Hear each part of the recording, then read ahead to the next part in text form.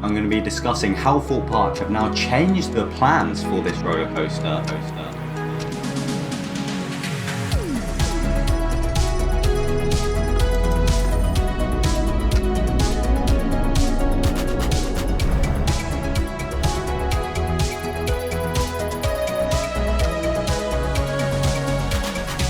Yo, what is going on, guys? My name is TheJackSilkstone and welcome to the 6th Project Exodus construction update.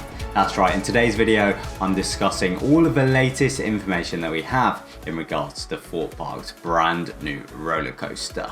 Of course, if you've been watching the previous updates, you'll know that Thorpe Park are currently in a weird situation in which some of the organisations that they reached out to in the planning application stage for their brand new roller coaster aren't too happy with the planning documents. So yeah, this has been an ongoing issue for quite a while now. Yeah, in today's video I'm going to be discussing how Thorpe Park have now changed the plans for this roller coaster in response to this negative feedback to their planning application. And I'm also going to be taking a deeper dive into just when we could be getting a response. So yeah, let's get going. So as you can see right here, we have the current planning application for Thorpe Park's brand new roller coaster. We still have no decision over here, but if we do click on the application number and head over to the documents tab, then you can see we've had a load of supporting documentation uploaded. But yeah, I've done a lot more research and there is some very interesting stuff to discuss. The majority of this interesting stuff though is all happening in the flood risk assessment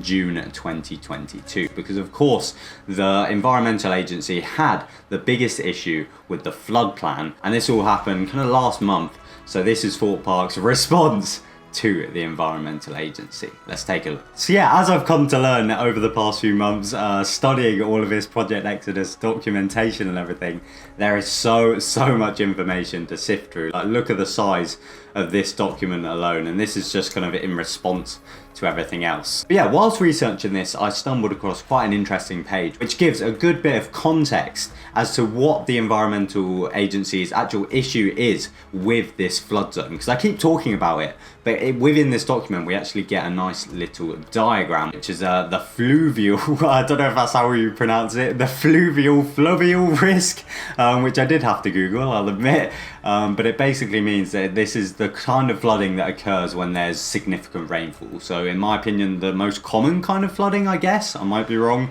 I don't know.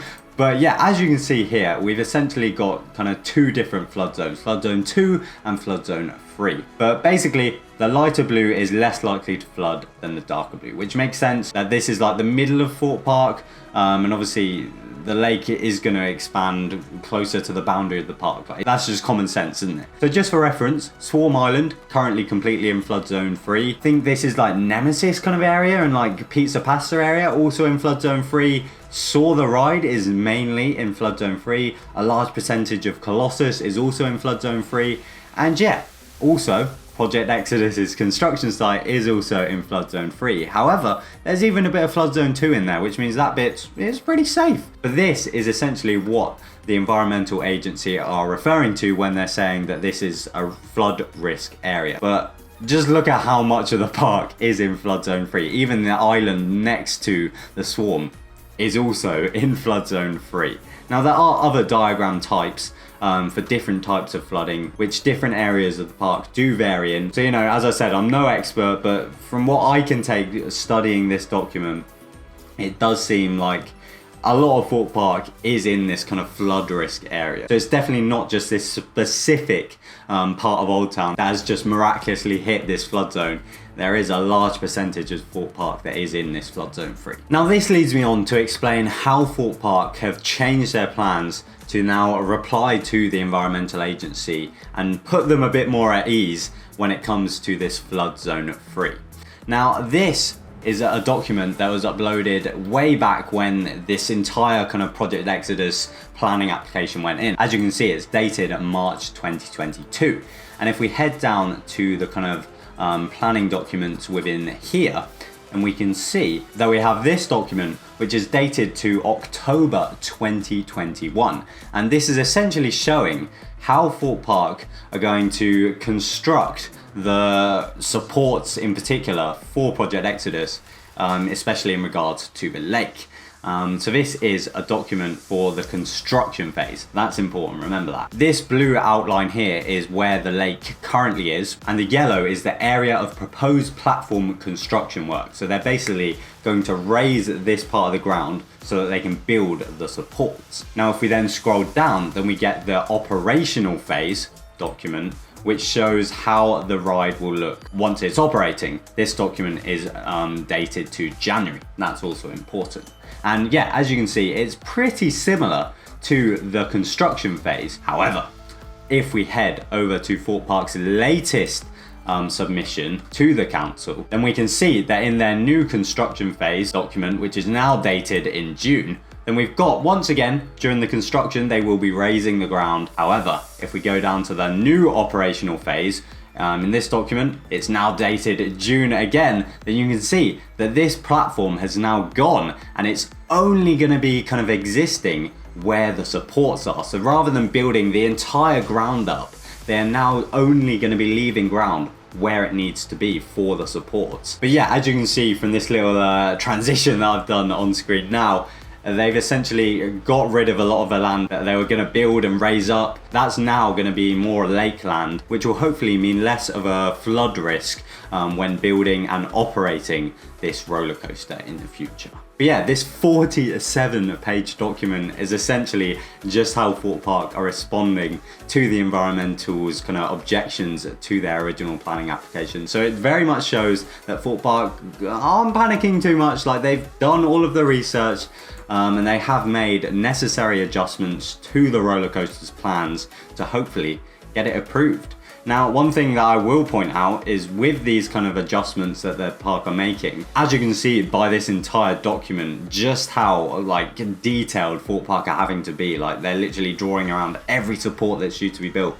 This very much does show that, you know, it's not looking likely that this layout is going to change, is it? But that does take me onto this little visual that I've put together, in which I'm going to be comparing Project Exodus's proposed layout to other roller coasters at Thorpe Park to show you just how long of an experience this ride is actually going to be. So let's take a look at Project Exodus versus Stealth versus the Swarm versus Colossus. So yeah, as you can see, I've started all of these coasters as if the ride operator has just pressed dispatch. Now this is my own Exodus POV, so it might not exactly be the most accurate thing, but it's as good as we can get at the moment. Now, as you can see, Stealth is already on its way down, so as you guys obviously know that Stealth is a ridiculously quick ride, but yeah, it's pretty much already over. And to be honest, I would consider Stealth like one of my favourite rides at my favourite ride at Thorpe Park. So the fact that it's over so quick obviously doesn't mean it's a bad ride. Now, as you can see, Swarm and Colossus are just heading down their first drop, and so is Project Exodus. Now, as I said, the lift hill speed that I obviously set in No Limits when building this might not be super accurate, but it's as good as we've got at the moment, as I said. So yeah, all of the coasters are now within their kind of main sequences. Interestingly, as Colossus is kind of doing its Cobra roll, Project Exodus has just done its main kind of insane turnaround down by platform 15, and it's now doing its main water splash as the Swarm goes over its final inversion over the station. So as you can see, the Swarm is pretty much already over, just as Project Exodus also goes into its final brake run. And as you can see, Colossus is just doing its final turn over by Rush as it goes into its last inversion.